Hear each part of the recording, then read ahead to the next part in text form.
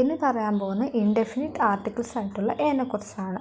Teacher എന്ന word start ചെയ്യുന്നത് T എന്ന ലെറ്ററിലും പറയുമ്പോൾ ട എന്ന അക്ഷരത്തിലാണ്. ഈ ഒരു അക്ഷരം നമ്മുടെ സ്വരാക്ഷരത്തിലില്ല. അതുകൊണ്ട് തന്നെ നമ്മൾ ഇതിൻ്റെ ഫ്രണ്ടിൽ എ എന്ന ആർട്ടിക്കിൾ യൂസ് ചെയ്യും. സ്റ്റുഡൻറ്റ് എന്ന വേർഡ് സ്റ്റാർട്ട് ചെയ്യുന്നത് എസ് എന്ന വേർഡിലും പറയുമ്പോൾ സ എന്ന അക്ഷരത്തിലാണ്. ഈ ഒരു അക്ഷരം നമ്മുടെ സ്വരാക്ഷരത്തിലില്ല.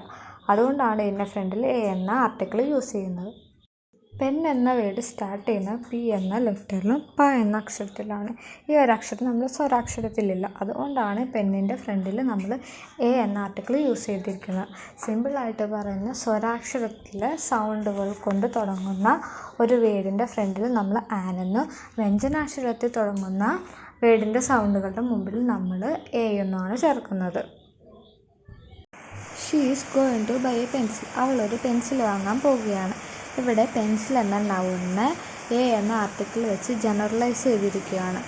അവിടെ ഒരു പെൻസിൽ എന്നാണ് പറഞ്ഞത്. ഏത് പെൻസിലാണെന്ന് പറയുന്നില്ല. ജസ്റ്റ് ഒരു പെൻസിൽ വാങ്ങാൻ പോവുകയാണ്.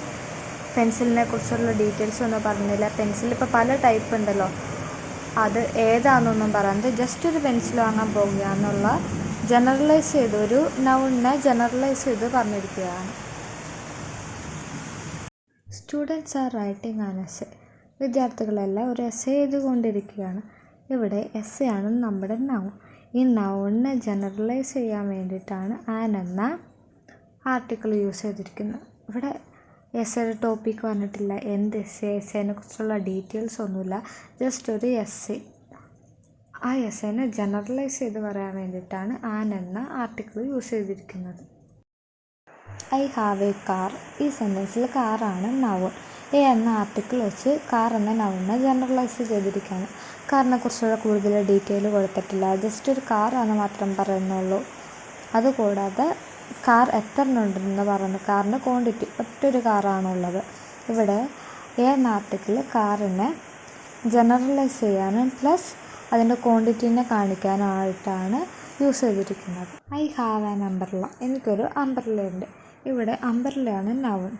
ആ അംബ്രല്ല ഏത് ടൈപ്പാണെന്നൊന്നും പറയുന്നില്ല, സ്പെസിഫൈ ചെയ്യുന്നില്ല. ജസ്റ്റ് ജനറലൈസ് ചെയ്യാണ് ഒരു കുടയുണ്ടെന്നുള്ളത്. ഇപ്പോൾ കുടേനെ കുറിച്ച് ഡീറ്റെയിൽ ആയിട്ട് പറയുന്നില്ല.